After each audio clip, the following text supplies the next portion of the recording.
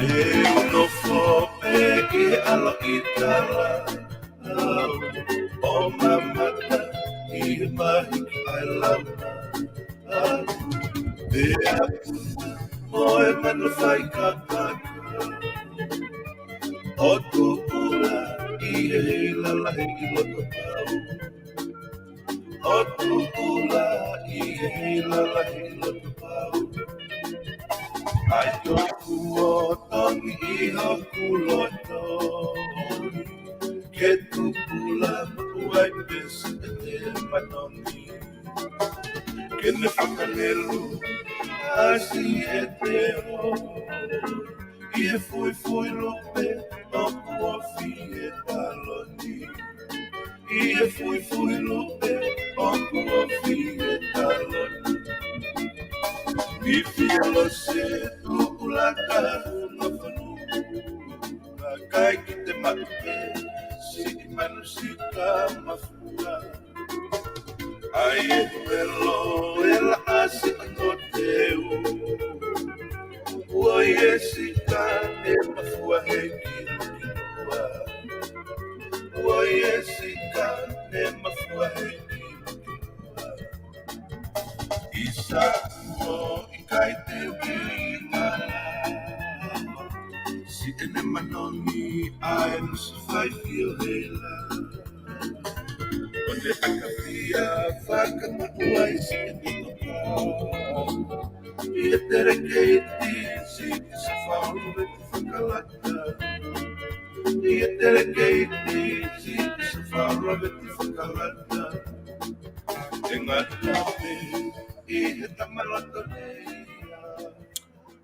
Kokori ke hufanga mo ngahi tala whatap ko dobe mau whangau e doa ki me ngai polokalama ki mua. Kai ata mo ke hok ko to be tau polokalama I ngahi whatap ko ia. I he hoani ke whahoko te tau polokalama ko ia ko FATUFONUA fo au ai ko heni. Pa mo PIVENI PIUKALA ke whahoko te tau polokalama ko ia ki he wikeni. Ko lo ibe ku ki ma lolo mai ke hoko tau polokalama.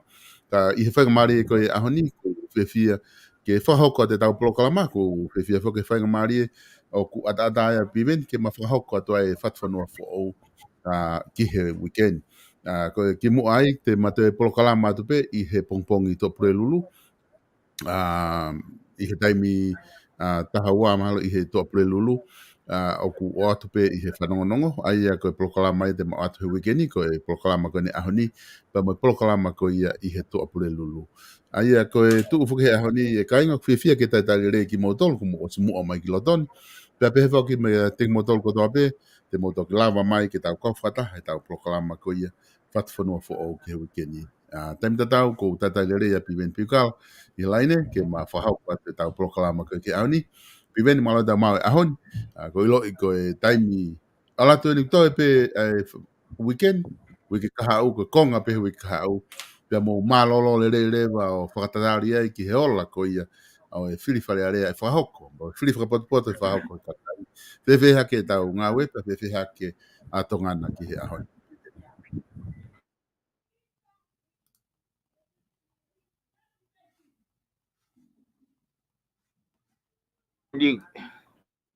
Koi.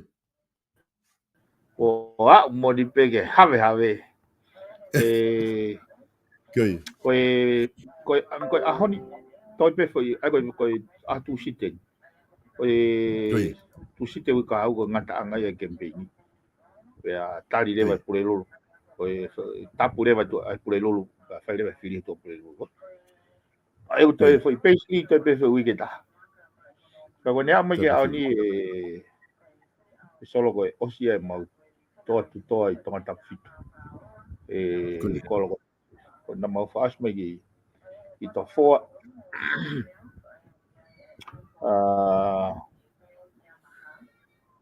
ako foi a tol pe pana mau to ai ko ni to kakato mai na osmania o fai le mau polokalama leva lea I he o to pe lulu ko fala I te leva ko pea mau malolo ai pe ai ke wikau te ke ya whakaukau ke wikau ka nau korang bege komiti ke nau ki whakakau pe. Taimi e whamau popo, taimi e o te we kakai ke nau te fu. Ho ha. Kai toanga nau whenga pari ke nau whakalau lau loto ke mau inga whiri. Mona. Kono whakatoa na mau te kai e fo i maka ko tō pēu mau ala ngā ue aki. E na kulawe pe fok solo he ta programgi mo ai mahino ka te au ko tu nga ko wai pure anga e he whakau ko ni ko skamata ta no mo ngai mea ko ya ko skamata ngau mai no ngai tan hala ka to fai tutun ko e wau ka to ono mafasia i tu ai kakai apa na inga le vai mau inga ia ke whakapapau i wa o whekau ke ngai api ko to pe ai o mau alu he toa tutoa, alu he whaikawa, alu he maulotu, alu he programa retio. Lere pe u programa retio he walfitoinima, lere he kerea voisi, lere LTTI, lere ni he viponi.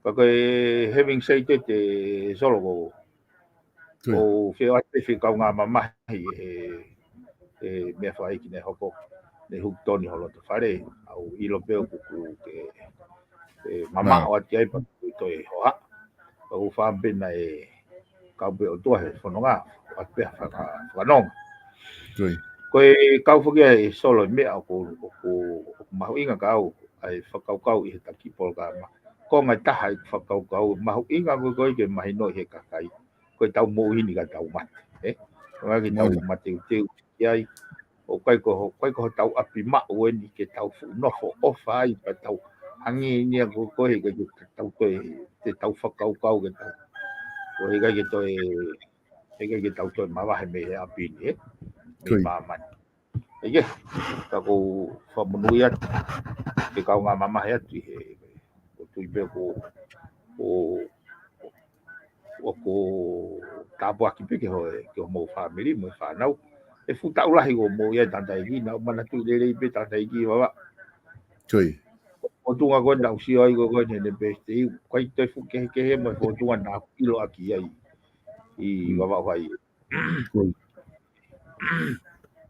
anga tau fononga ko tau hi te ni tipe ta ko tau nga we ya mama ni ke ko tau api ilangi e so e kau e me ma toni e tolo loto he kau politikare kau taki fonua kau mau inga ke fa ma bo ma pe na fa kau e ngai mea o e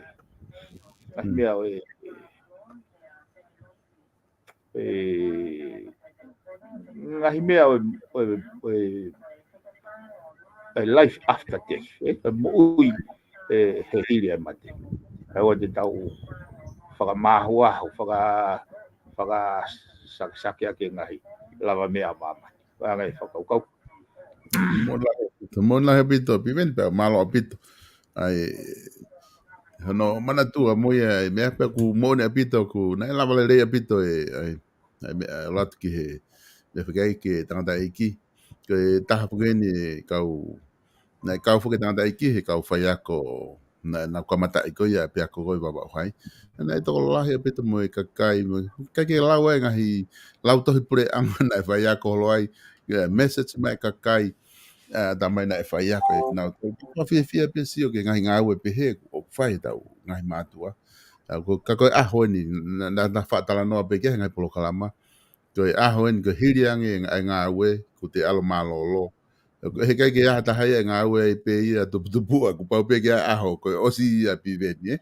o si nga we mo ngai me ko to a pe pe ku te fai ako pe te fare are pe ku te fai fekau pe ha ka wai pe no ngata anga piven ka tu ko ta ni mi ku ilo pe foki hange ko ke tala no ki ai to to pe wi ke ta pe o si fli fare are ko ke fa ha mai ko to ko mo fa ko kakato ta ni mi i va hinga yo wa kai ko gia fa ho atu ke fili ko na fai novema na ha u me fo o ku ke fai he fili ko ni pe ko tala no ko me kakai ko ha ni hi na te ke na wile na tolu ke quantity pe ko ha pe na ke alot pe na tolu ko smahino pe ke kakai ka quantity ba mo ka vinga ko mo fa ho ko Io solo la hipenga himena nga fatonga na fa malo ia pe ai hanga go mai programa ke go no ko tau go si fo kia solo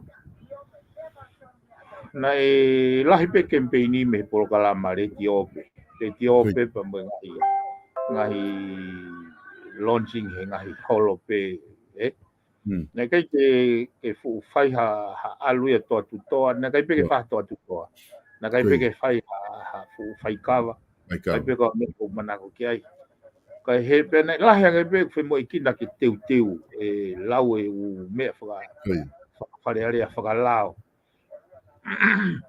pe na kai pe ke fai mo me gon ko a hiolo ngai ka koe marie ni ka tuka uki vai pe au e whakauka wani so ke koe taingoe koe hopo koe whiri i November pe alwan ke hopo koe tutun koe hopo koe declaration koe a whamauanga na e unlawful hono whakanofo o e whafafonga malolo i he aho tahawalu o November aia koe foi processing te ke kakato o i whiria koe me he wanoa wataha o ke kakato ke whatonga i whakaukau koe aia koe foi continuation pe nia o ngāu e nei whai me tau kōsi e koe isi uke hea te utok ngāu e au ki ai o taha pe fo ke e whakaukau koe ni mea ke whakapapau i koe mechanism koe o tauhanga fotu aki mo whau aki ai whaunga pure fonua o observe lao ke wai ai koe tutun whamau anga mo tutun koe e lao na uhinga petition ai hopo koe ne bribery ke nau declare na unlawful hono whiria he aho tahawalu ko November ai koe mene tutun koe lao ai koe tutun ni koe me ose ai hopo tangi na unlawful ai koe u consequences leva o u mea ko ia so ka pau na unlawful ai tu a hono whakanofo ia e a tahawalu November koe mea kotoa pena e whakahoko he whakafofonga mea ai o hoko mai ai o au ke aho na declare ai of unlawful koe mau inga ia koe ke tau ngau e koe lao ke tau hanga o whakatutu le koe taha whake ngai poini whake solo e whakaukau ke tau osea te tau tangata koe ni o hake tau tangata koe wake nau toi mai o langa ho nau uru hono toi whau ha mechanism ai koe ka nau lava continuously improve ai koe ko ngai kai ke i he tauni le vai no fo pe au ia mantu na o se filia na hoko pe ku e whakatala no au ke kakai ai mahu inga koe ka veinga ke pure le na tu hau pure le fonua na hoko mai pe ai o spea November hau i te ma hau pe o hau mai pe o mai ke fili koe pe na no fo pe whakau ke whakawhalala pe he māma kakai ke no fo pe atara noa ke māma kakai ka koe toki press conference koe ai pare mia mo ne kau minista pe he mai koe kamata he tauni ono tā e no koe ki si aina na amana kia e tok tala noa i mai ai anga fotutu i whare area o wale au ia kanonga ke campaign ia ai minista panga malolo na os kamata tā e no ia i maasi ka ke sio ke whainga whakaukau mbeanga koe mahu inga koe e solo ke sio ke whakaukau koe ia tā na dole no i maasi pa na utoa mai press conference mai mahina ko o sipe ai ko au ko sipe au ko September pe to mai na to press conference mai he na una fa amana ki te nau ha upe moha whainga tu o pe mai ko pau ko ui ko taimi ke kamata tai te fito ino he tauni Na whanau ake nei tā mai pe tonga ki mua ai interesipe. Kato kamata ne tā te whito inoa. Nā ku amanaga te nā mai moha whoko tuu ke nau hanga o mai ha mea ke uhinga lere ke kakai. Ko ngai fu whare koni na elanga he no. Oku atu e pure anga o reni ai. Moi ngai business lahi o reni ai. Totong reni ke ngai fu whare ko ya. Ko hae nau mea ku whai no. Ke nau raki hanga tala mai oku tāhe ngai business ko ya. Taka paurewa ko ki konga ko ki he palasi. Moi konga ko ki he wafu. Tokoni kakai ki tā konga ko ya.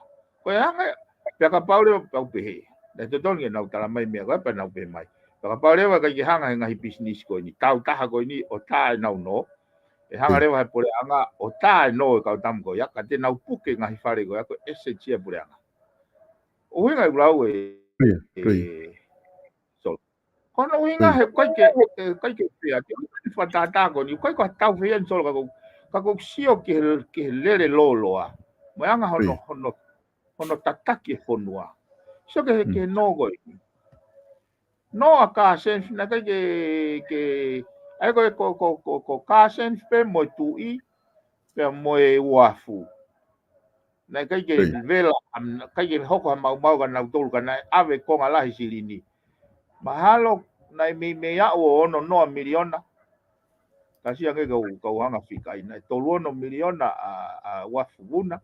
Tafa miliona pala. Tamana hongo full miliona. Sio me ono no miliona. Ono no miliona ya. Na kai ke kau ia he whakatamaki. Kau tā ia he kakai. Ka ko hinga whakatawa solo ko unfairly distribution o wealth pe mo kavenga. Angi ko ini. Na tau whanau ka atoa pena e toki I langa complexa a kasensi I baba.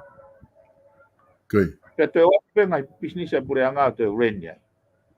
Hilang ko ia te ke ne tā ia ki foi pene tā. Me miliona na langa ke hono whare ko aina suppose ke no I he paanga ko ni na mai malu I he pure anga. Ko ni au tau tā ia whekau mai kakaia ke nau tā nau to. Kai eva holo ia first class holo ia mo cocktail mo e ako ni holo. O ka pehe ko hinga lele. Ko anga whakau. He ko mea ko no fau. No ko ne tanu kala. Mana lava be to tangata ko ni ta. Ta mo to tangata hoko. Ko no kon ki aina. Mahalo lava e toki e to pase fo no go ya. Ke to tangata figa tolu mo figa fa. O ka pehe masi o whaka poto. O wanga pe whaka kau. O kei pehe mai he kau taki o poto ka kai pe o spe mai pe na toko me a vare pe ka kai. Kau hipu e pivene oku malama pe fokia ke ave he kolate pure anga o totongi pe ka paanga lahi oku nau totongi he u whare ko na elanga a koe paanga koe me no. Kako ngā oku malama pe pure anga ke nau o ato ngā we aki kako paanga rewa koe pa nau to o ia ke tokoni ke tāno. Kako whehu I koe hao koe ke malawa ai ke whai fo I mea koe hao koe ke malawa ai ke whamalohi I menga I business ko ia e pure anga ke totongi mai e mea na elanga aki ho nau ufare. Ko ia. So koe poinia o whe mau ke whehu I he kakai. Solo koe ai I POLOKALAMA campaign he. Pana kulave he mea koe ni. Na talanoa fuke au ki mua heni. Ka tuka tato talanoa ki ai. Na ku alu ke ki whamau anga koe mua. Ku alu whafufunga I ki motua koe halaloto api. Na e mau ke ngau ke bathroom. Ko approach koe polisi ko ure o koe whamau anga. Pe waha bathroom ki he kakai. Tamai kai. Ko ta bathroom me whamau anga koe. Oi bathroom be e whamau. Ko rokai be. Ko ka haka kai ko tangu titua. Ko ta bathroom mo. Ko kuhinga whehui mai fok solo pe ko ha uhinga. Ai ngai mea ko na ko ke whata. Ko ke lava he pure anga o for tu ha mechanism ke na lava hole ai kau business ko ni accountable ko fehu ia tu me ni ko ke ma he pure anga hasili ni feunga ke langa ha bathroom he fama anga mua ki he kakai wa to tali gen na ngai o ke pehe ko ke na ma hasili ko hanga ko ko lo lahi sili ai pe sili ni ke langa ka bathroom sai au ke pehe ko vare pure anga ke na langa ha bathroom o ka ke na ma we poto o ka ke na ma e poto feunga ke langa bathroom i kai ka ko ke pehe ko ha ma we poto ma we ka nga we ma we pa anga ha we nga ko ke langa ha bathroom ai kakai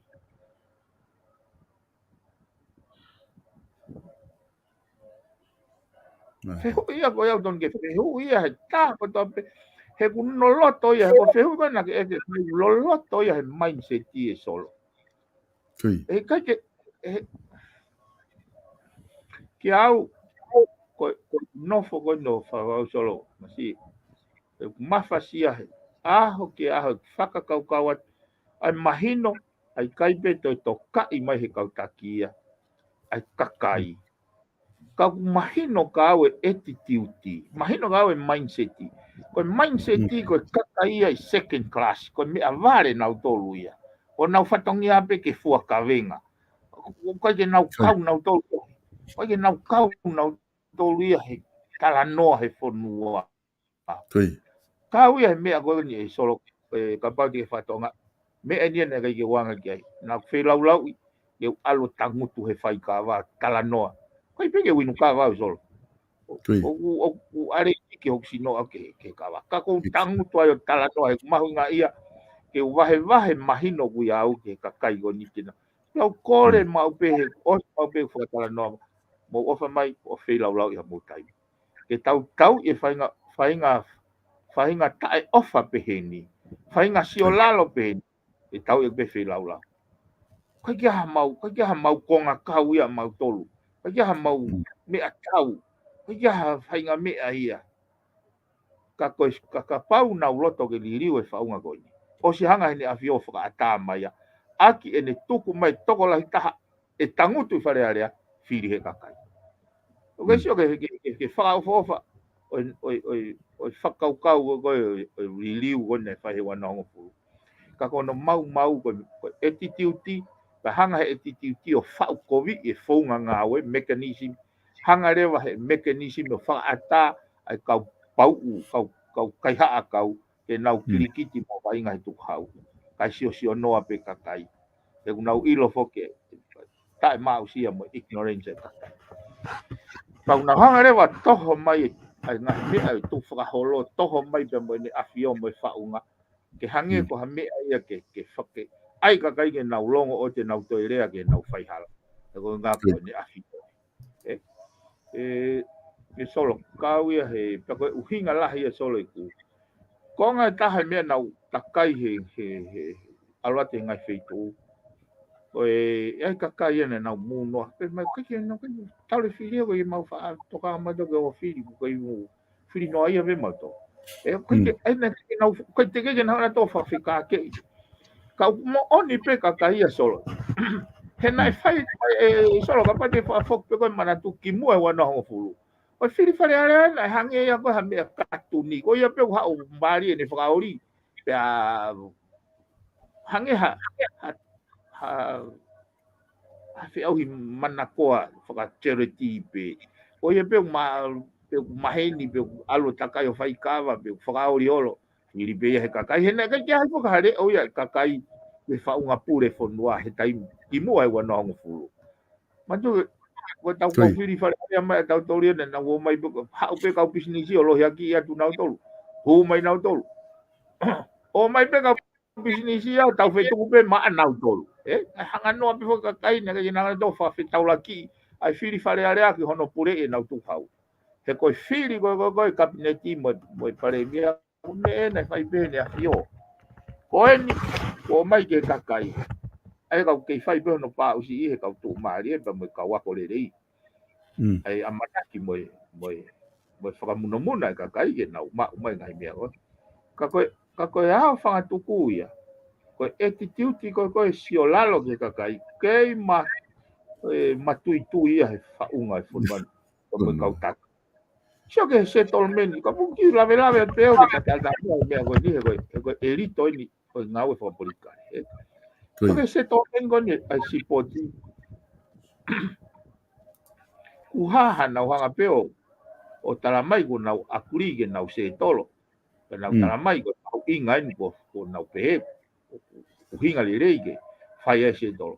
So, okay, to the extent e nau pehe mai o confidential foi settlement ni. Ki hau ko kape whareria mai ke kakai. He kono uhinga ko uhinga e solo ko mea ni ko wharea ko yung mantu ko singawa ke taki platform. Ke hanga he kakai, hanga he kautaki o whatonga i koe nau pure ngā ue kakai.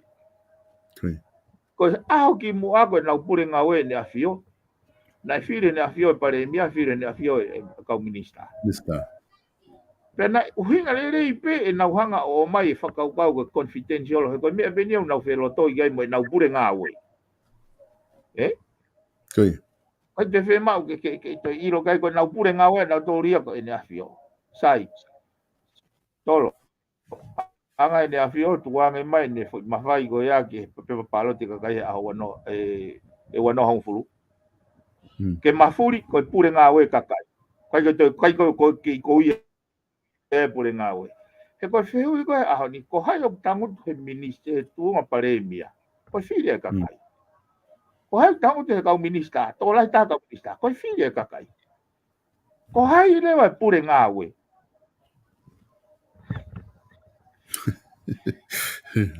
Koe kakai u pure ngā ue. Pena ona tol pe anga tu hau e kakai o pai ake na warea mo kau maaluma koe. O sa pa na mai na tot koe ngo mau se tol mo kau tam koe. Ke ave na usilini ka ku confidential pai fe mai ke ilo. Solo ko fa bawa ka ta hau ke foka ngā ue. Pa ke oang hasilini kai ke ne hanga o fai ake hafo ngā ue. Ka ke eke atu pe ko fe ai toi nga vete ko fe silini ko nga fe masi ko te tai tawa ha fu aka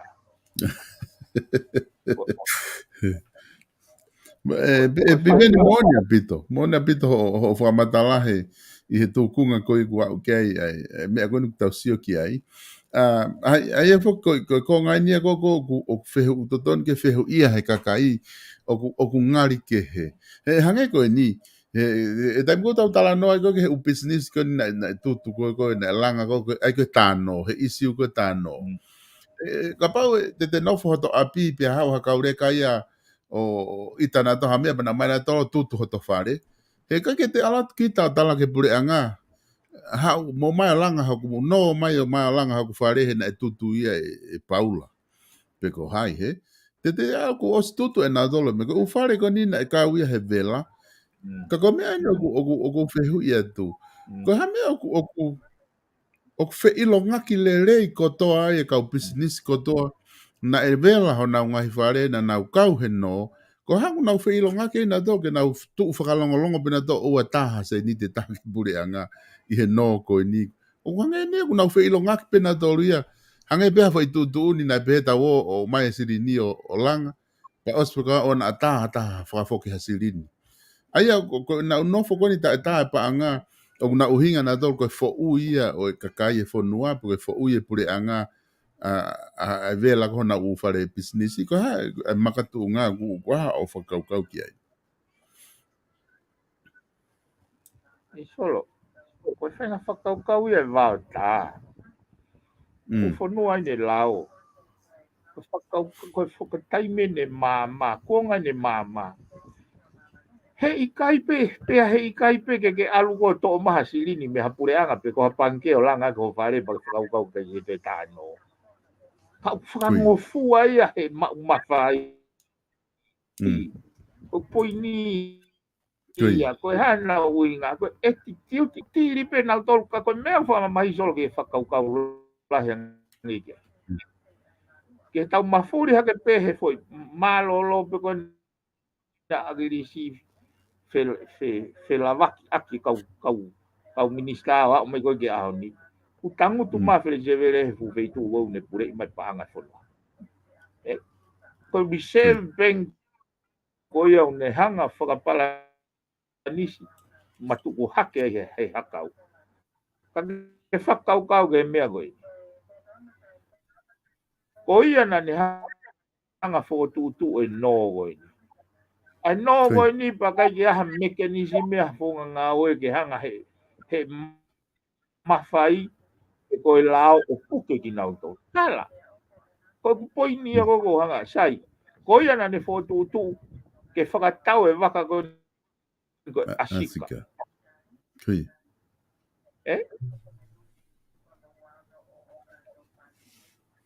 O ne tamate i tō lahe whonua. Asko o ho vale pe tato ko ia ni o tau mutu mai a puke ma tau me manawa. Kui. O pepe he e solo ki hato e ola ke me mafasi ai bako me solo hanga ke au ke atolo wa o lunu ko koe meli. Ai ko hinga ia solo fatano ke isi ko ni ke tolo. Lahe ume e hange ko fatata kon ke tau mau e panga mau e poto ke langa ki mea si ui ko whare malolo. Kui. Kai ke whaia. Ka pate ai ko sio ko ni au na mau lave ne nai solo ke. Ye silini o wahe he pure anga ko pehe to kua he aka whakalea ke whakaivia aki ai ngahi sektoa ngoe mo sektoa tautai mo informal sector. Pese te taha pese te wha.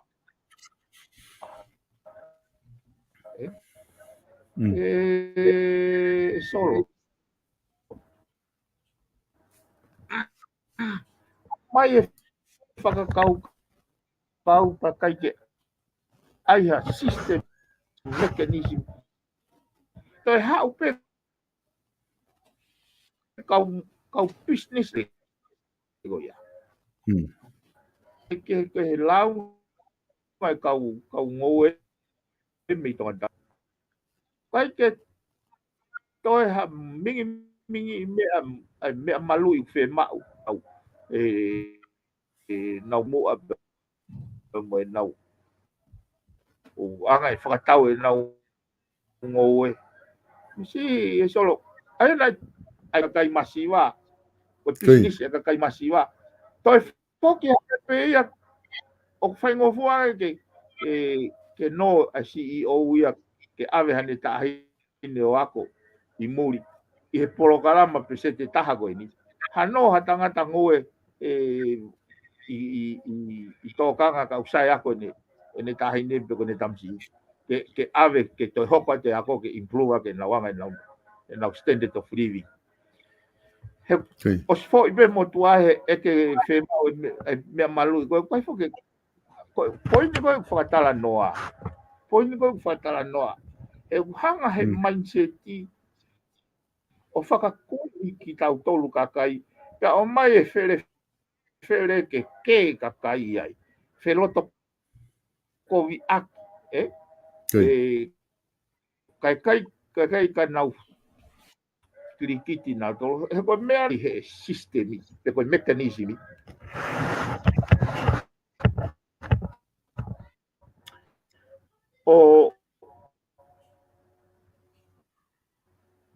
O holu e kakai ko ni account apolo ke u no ko ni ka ko fo tu fo ki hange pa nau to fe ngoi na to mai pore anga ke o te nau to e ke mai ka na ona to e ke ki ka e ke ya ka ko e ke fa nau e ke nau fo ta fo mo puna ke nau ta na to le to ta ma ko kai o ko he ga e ke ka na to Pipeni ko tō koe ni koe spoti. Ko ngā ko isi tatau na ki whakatala noa kia he mea koe spoti. Na tatala noa ho ki mua i he taimi ko koe na ta ofia spoti pe find out ha ke ia ko mea koe na whai koe whakamo oni he spoti ko ke ilo ia pe ko hai nau tole ni ihi ko ia. Ai na whakahoko umea ko ia. Ai ko uhinga he tai nimi. Kuloto ai pure anga tonga ia. Pea mo kautaha spoti ko na koe paswiki ke totongi atu mo ua ko nau e ke ka o te whaha hopo ia ko uhinga ia o whakatala noa ku te ke fulawe e ko ngako ia.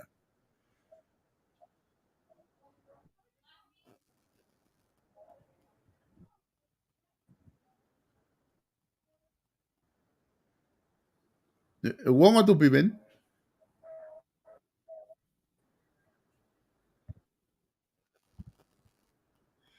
Toi matui koe Pacific Game mo ki ai pure anga taki ki whakamauanga. Toi. Ki whakamauanga o hake konture ki koe na ko fuputu te volo ua. Nana ta ko isi uia na upena o ange whainga mukua ki o whai. He na kai inga e nau ko hae nau course of action. Sa taimi ako koe koe whai ahoi ua wā. Opo mai ke ahon. Oho vale lahi moni ho mata solo he whanonga tala mai kua nau whelo toina. Pea tala mai confidential. Kai ke tala mai ke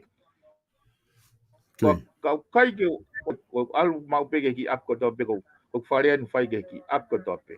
Ko hao po whamana tote mahu inga whirisi ko. Mahu inga ka koe, mahu inga ko whanau.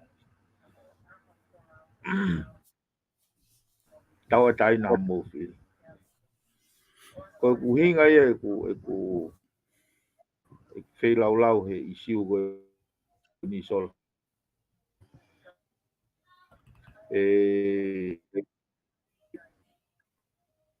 Press release foi consistent. Ko nau sikai. Ko kia tokai e tahe kakai. Ko e solo mini. E whamata masi piwen. Tolo whihi ai a koe. Ta o lea ke kovi o te unga o tai whapapa. Ala mago ni to mama mawadam.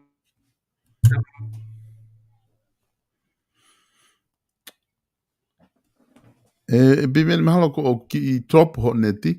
O mahalo ko mea ki motu mai he tai nimi. Mahalo ki trop ho neti. E ne tu ka tai nimi. Ka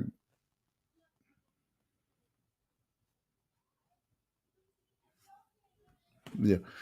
Kai ngā mahalo ko o ki trop internet ko api veni pe mei tonga. Aia ku ka makio te ki whenga pe.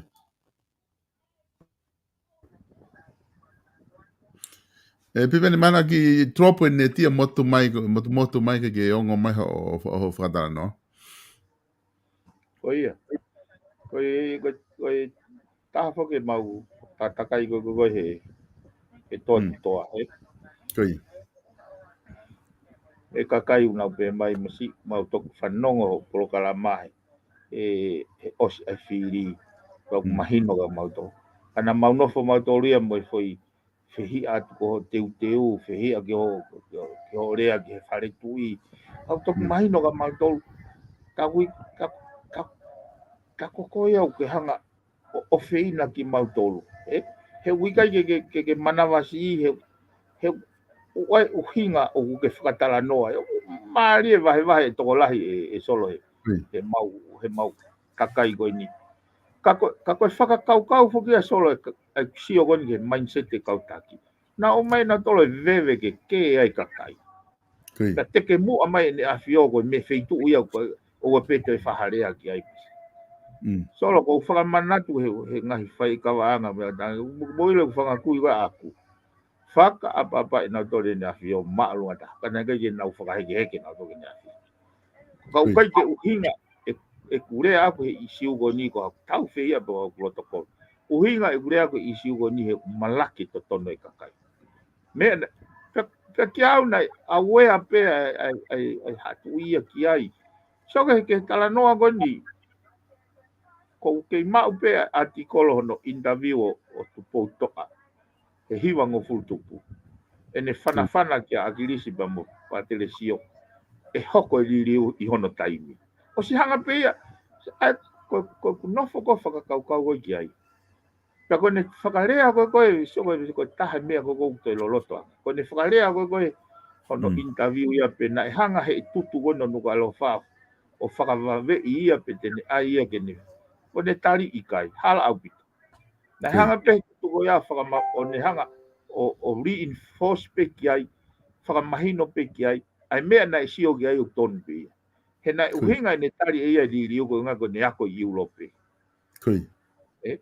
Ai ana, toko manofo o whaka o whina ai whare tu i he ngau e ake kau kā koni kau kai haa kau hono taka whalu o mat kai teke moa.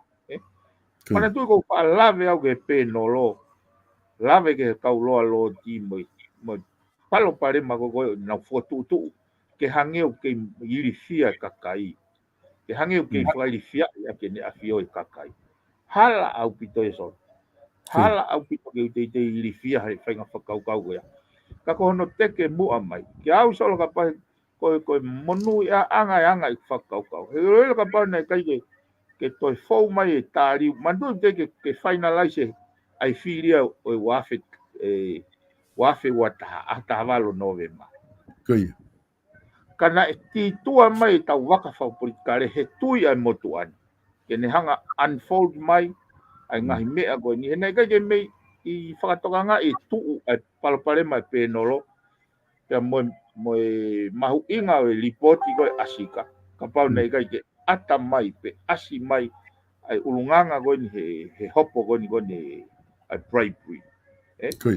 Ko pe au nei na kai ke mamao ai me e koe ni hoko me fotutu.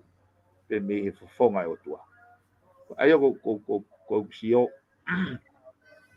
tau whai pe tau ngāwe, tau whai pe tau utmauku pe tau whenga ke whakamama i kakai, ka kuiai e ku tui, kai toi veua, kai fu mama o hala whanonga o tau fōu ai, i e fōtu tua o tua e so. Kui. Mahina o pito, ai ngahi whakaukau kui, ia. O kuai whaki ai ni ihi ko ilo i pēau ia e piveni, o ku paupena ki o si whakamatala i he whahinga platform, ai issue koni whikau aki pia mo awhime mo unga kau tau whehui mahe ni ihi koe ni, pena mo toi whelongo aki mo toko taha koe ni, pa koe ke fuhinga au ke te whoki ke umea koe na e hoko. Ko mea ni ko loto koe ke usio ki ai me ta whaaki, ko whenga ke usio atu, koe mea koe ko o kune whai, o intention ko kune whai aki, o ku whai ko ngā koe kakai, koe kakai e whanua, pe kua hawhainga intention ke he ia, o ku kei hoko atu ake mea koe ni, uhi ngā e whepakpaki koe ni, pia moafi me mo unga i he taini mi piven. Io, whawha pe solo ke ulawe ke, he kono moni, na i genuine pe e whakakaukau ke o ange helping hand ke tamsigo. Pena kai ke nofau o mo ua i whakaukau ke cheki pe ku genuine. Sai, hau pe au kore ai loya ke alang mua whahongai. Hau rewa kore pe au ia ki he ope ke nau tokoni mai mua ke ki tala wau ni. He nai kore tokoni mai ka au me i pirisoni. Pe tuangi ia nau mo ua aputo pe au ia he hopo hopo ko ni PIVENI pa os pa mau hopo tang. Kui. Na to ripoti mai pe lo ya na tai fi mali e tai fi mali he tai ngo rocky lere ko hopo criminolo. Na ko discussion ba mo lo ya ai foi pa foi go ke alo hopo. He ko foi la fo go internet kai ke go interest au ke vete ngai me fa la ke ne vete ai popula i ka au ka kai. Ko foi la go internet une hanga e oku contradictia pe ku fe pakia ba mo ku fitu ko ni suton.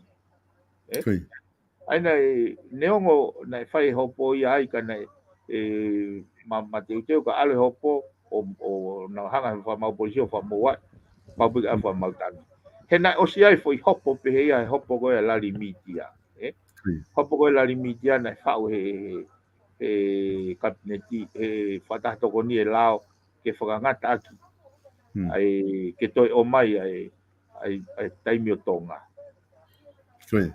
ki tongani tena hanga lewe whakamau ia o kwasi fo i lao ia tikrea nalen voit e kontre tike ke kufitu ko kufitu fo no lau marie tau ataina tai ngata tangata tonga ke rea aki mo tohi ene whakakaukau Koi foi me ai oku foi me a whakamamalahi o universal ko winga universal foi me go whakaotua ai te mau te tawataina ke te rea aki pe tohi te whakaukau o si ai pe whangatangata e go ke te hanga o ti whaimi hata mahino pe wai dono la ona ka koe foi tawataina go ya na hanga he ki foi la go ni ko tui go aku hanga foi la go ya ia go ya o violate na uhinga le vai sai o mau o feina pe ki ta vo na mahino pe na ta program pa na ta pe o tui ke me un tala no ai ka kai ke staple ne fa kau pa mahino pe ka tau he ka pa e tiki na ulava pe tui ho vai hono su ka ko tai mo na to ke pe mo lo ya ko asi mai he u fa mo ni e tai mo na mai e ka polisi o present e fa mo ni o anga na tolo reveal mai e ne diary mo e ne tau mo a na ka ke no ko he tau mo ai tau ai trucks na no foi e tau mo a ke ongo pe tu mari ka ko tai mi go na e ia pare ma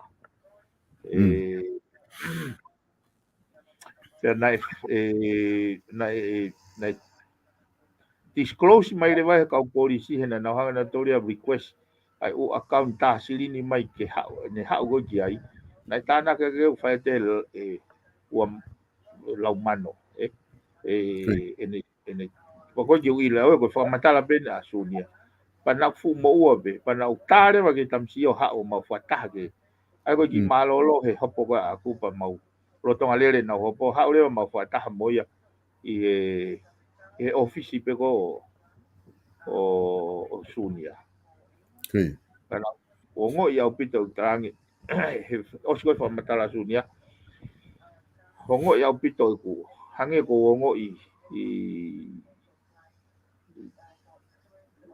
betray i he uhinga na genuine a tokonia ka po ka ko ne intention na na ke ka kiau ko ki me be ko fi lavi ke ai so ka kono moni o feina pe ai masi he go wilo i be o affect hono ata mai te fatonga i be o vale pe fa ta mai ki mua ai kona ta ka yo ai go ne ka yo amna ki o vale pe ko fatonga po si o ka yo lo to ke talk him down in a sense ka ko ui mahalo ko isiu ko na ko ne kia uia ko foi me na ngo ia ko ko sinsia ko ka kaina nau o mai to koni ai pa mahal na ia pe ha me he na to fe to taki mai pe ia he lere ai hopo ko ve loia ko yo uhinga ka u he ko fe ko mau fa ta ne to fa madala ha ke me ko ta ko pare ma ko ke kau wa ya ta ka ke to ara ko ke fai I mean ko uhinga why ne role to play why role a lawyer to play to finga que te kau mo ya no play a role a lawyer system wise e kai be hata im ke fakiki he ni mamo va e ke na fatongia pau be fai be va e no fatongia fai ni ma no fatongia lava leva o langa o ungi mo mau e nei na ki fe pak pakai ke ute lava ya he ko foi kore pe he ko no moni e solo na marwak fe tau lagi o tang o te ai loia ai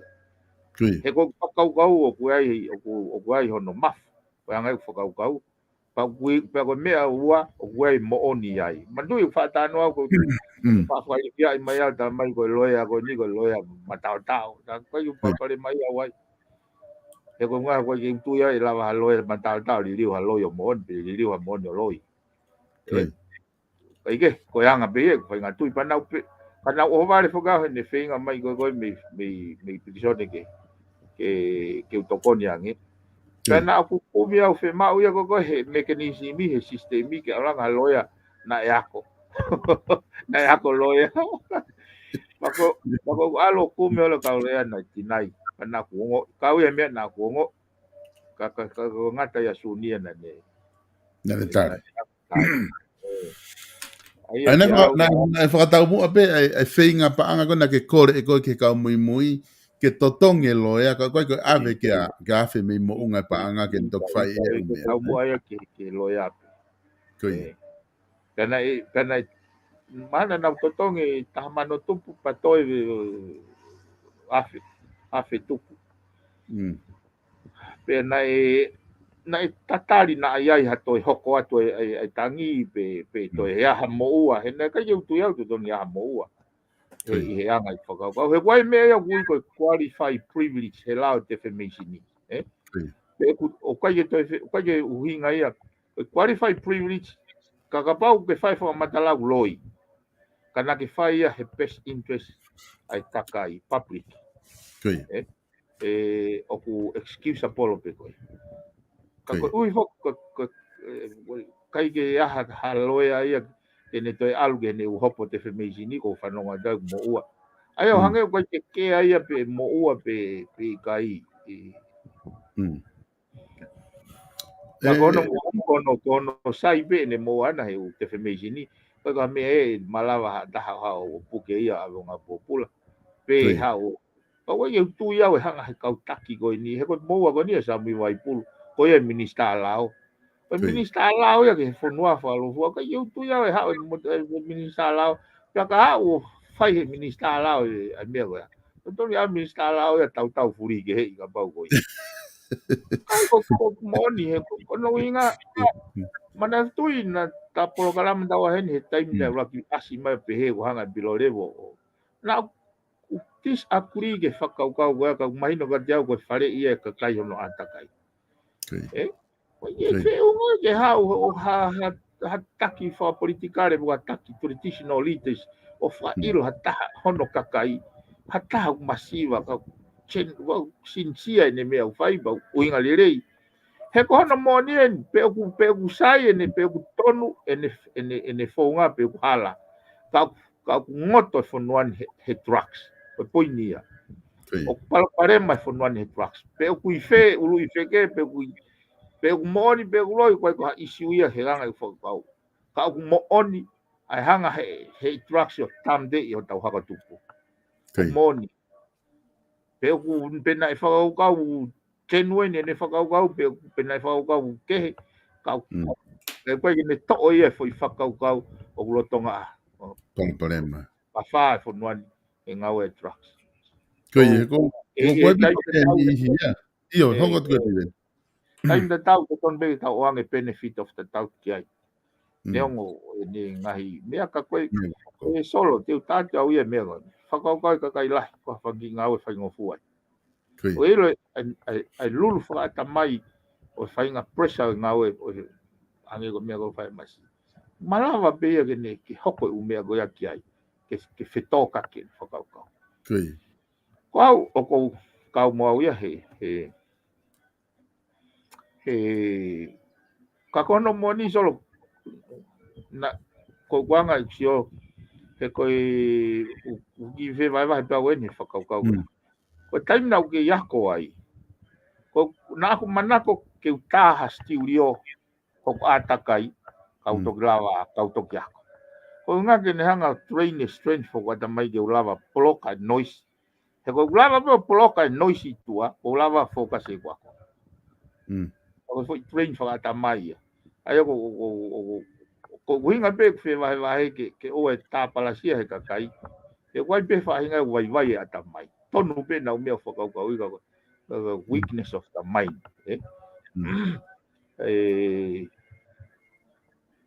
Kai ke? E viveni kone tō koe ai mea koe ni. Ko mahina ka te au ia, ma koe ni ihu nau tāpalasia talo isi koe na aku me monga, nau tāpalasia e loe a. Ka kou wakai hifo na si pōspehe loe a na hiri whaki no madai tohi LLP i he loe a. Mahina be o koe ai hono madai tohi he loe a, koe ke kau e loe a ia he pusi loe a koe ni tā whakata aki.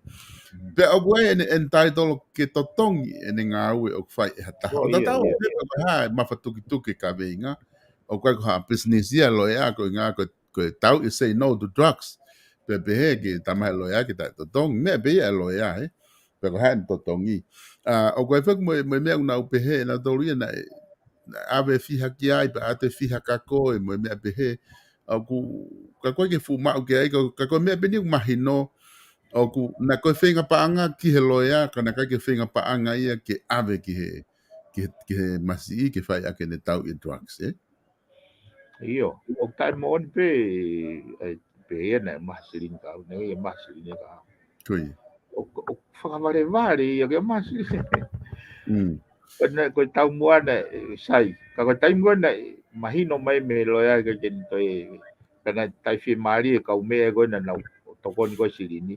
Na ave lewa na toi sirini ke poate ke tokoni ke hopo kon gone ke totonga ke loya alu pe ke totong loya totonga ke loya kon gone private nei ki loya tonga half pala pe ko te vi kopet na le fai foi ke se tolu ke si ko aka te ke se si mo ke se a kaperi pe malo hita ka foi e ua pe ko tutun ko fa mau tangi ko kau ia tutuni ke tangu tuai te toi fok tal pe fok ai mapuri ko ni kau alo engage he campaign ko ni me mo kai ke toi lava o analyze le le ngai tutun fa mau anga mo ngai lao ke hokwa te ngai ngau fa la ka ko tutun ko he hopo ko ka peri ko pe mo pohi wa nai me na tula ia ko ke unfair na hanga he fa mau o whakahoko e hopo koe a pohiwa. Ki owai whakawhihu, e koe pe owai whakawhihu i e whakamau. Me mea na dodon ke ngata i ke stay neutral i loto. Ai tuange he loea mo e o loea ke nahanga o bring out it na case. Kai ke, isi u kehe u completely different issue. Kana e, ka koe uhinga ia. Ka mana e whakaukai masi ia ke mai tukua e loea ka wange sirini ia ke ai ke alupea. O alta loya ka wanga ko glau ni ka ko tai ma usia be fo ko hene fa ko glau ako ko ke hopo ko he electronica he lao ko he fa ma he fa electronica contratikia pa mo ko ni sutone aki apolo ya ke ave ke au ke fa ma tangi e ku aldal virus ya ki he kufite ko ni sutone. Ko hopo ko te femesi ni na os fai hele kai ko ni me fe pueri o ye wa noa.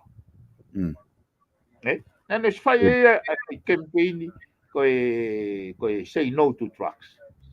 Ai kapauna ne rea ke hamea o kuloi o la vea i hataha.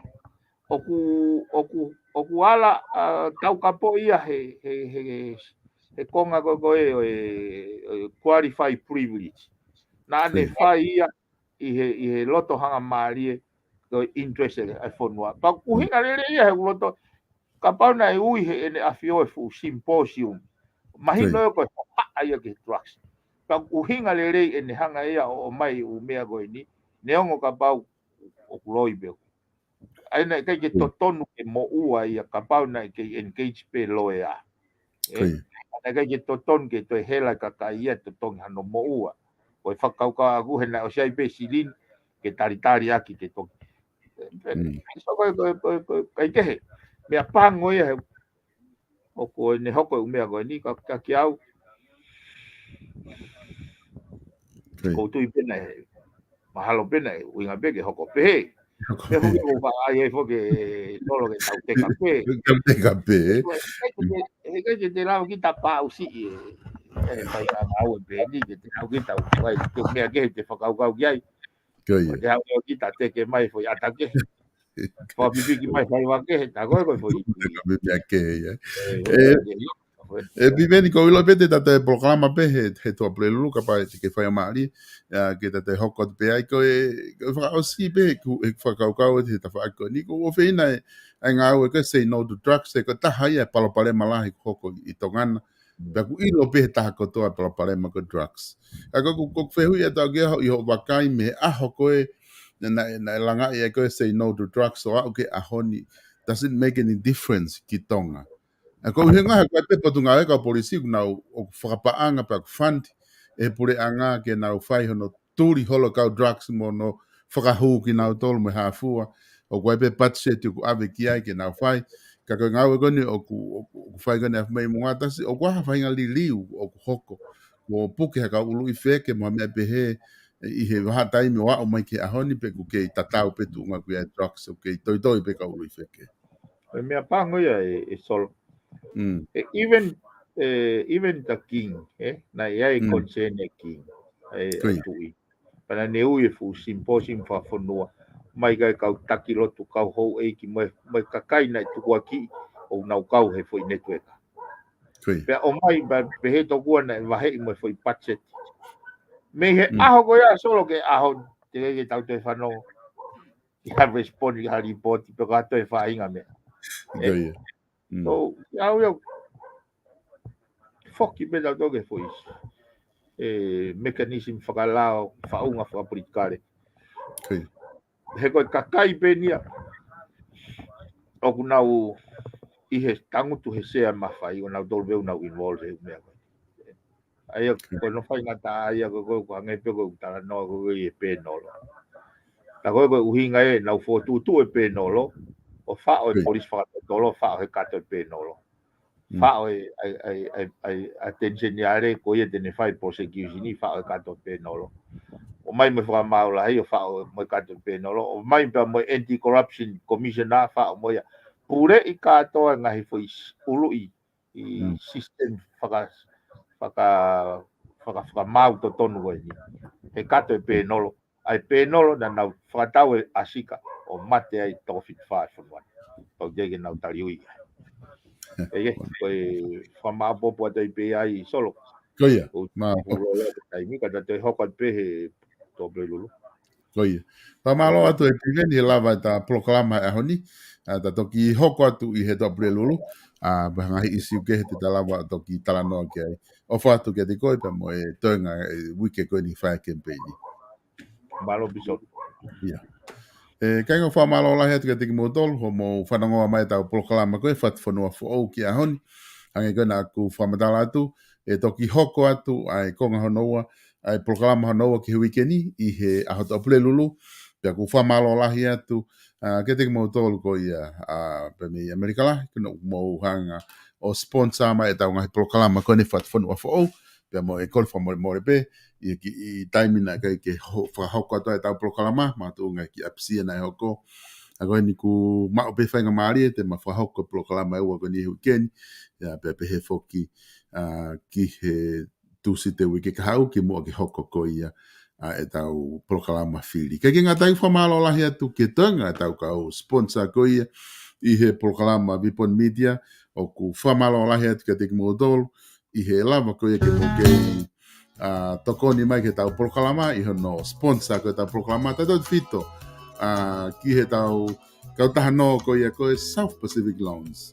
South Pacific Loans ia delectable pe mo South Pacific Loans ia no valu ngeau valu hiva valu I hao fia mau no I loto Okalani no sila. Oa na ke toi hanga kehe me tau kau taha no ko ia South Pacific Loans o kunau tokoni ai tonga pe mo Pacific ko toa pe I hao no whapaanga. Tala noa rewa I fika koe na ki taha mau kau ngā ue noa valu ngeau valu hiva valu orea ki delectable. Ka Page Fashion Store I loto nuk alofa o kumau o se mateu ke mau whakatau atu hawhahinga vala pe o ku ke fia mau ke mau whakatau atu pe miheni vala polincia wei mau vala mari wei vala ke family lawa ke ota mai havala ke motu I family hawhahinga katoanga te ke lawa ota ia me te ke mau tolu ke ui koe pre-ota aia ka ngahi uta fo o koe o atu ki tau wharekoloa o si tau atu e ki hena wai uta kulotonga whafola o atu te ke mau wai hawhahinga vala pe whahinga su ke kakai whiwhine mo hape ngai mea to ke whia mau te ke mau katoa atu ia pia me Page Fashion Store hanga atu ki he tau mo e pea building pe koe whare koe na koe office uhila hanga turiki atu ki market ti pia mo Digicel koe whika telefoni ena te ke lawa telefoni ai ke Page Fashion Store ua fitu tolu ni maono valu ono nima tolu ono langkei ko o lava atu kia whakatau ko na ke mamata I he polokalama koe ni e lava ke na o atu haki discount maau I he time koe te ke awa toa I ke te kina o tolu ko tau whare kai ko ia koe I Heaven Kitchens tu eni I loto o tahuhu te na ulava set up whainga mea kai seafood ke mau me toko ni mea fitu taha F Horets Road I loto o tahuhu noa ua taha ua fitu valu ono hiva ono te ke lava o fitu taki ke te kina o tolu pe he foki ki he tau live stream whainga taimi te ke whia maa wai ke hulu hao katoanga I whainga tapa pe o Nusilani I tu taki mai I fika telefoni whare whata havalu ne ma whata o noa te fonto o oko noa taha ua noa nimi noa ono noa fitu te ke lava tala noa mai ki hao fia mau live stream I Nusilani ko wike tolu miheni e kamata me tau live stream ko ia I loto Brisbane Australia ki whainga whaitu pe Australia e lava ke fitu taki ki a Flontes I he noa wha ua noa hiva fitu wha ni ma wha taha mana tui ko wike tolu miheni ka koe ahoni e to kamata ai live stream kia lava o au atu kia whainga katoanga pe I Brisbane pe tapa pe o Australia ko lava e tau polokalama ki aoni ofa atu ke te mo dolo ko toa pe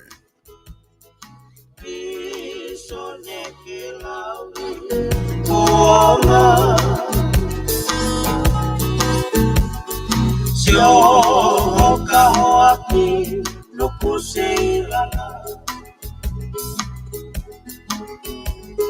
Sio akae maiko iutu Ema